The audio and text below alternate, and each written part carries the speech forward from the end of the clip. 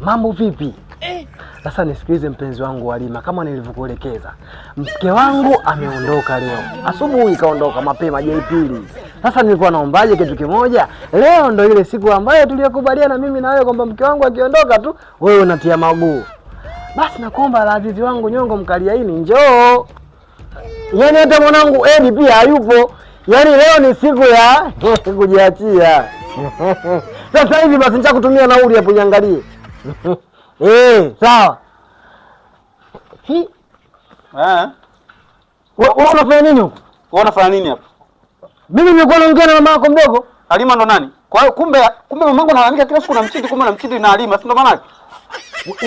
Umesikia kwamba naongea na nani? Nimesikia kila kitu kwamba leo mama hayupo, mwanangu Edi hayupo, nataka nifanye vitu fulani. Mzee. Basi bwana Halima. Ila bangi. Wako unavuta bangi? Hamna. Hebu toka bwana. Naona kwa mwambie mama yako unaama huko ndani.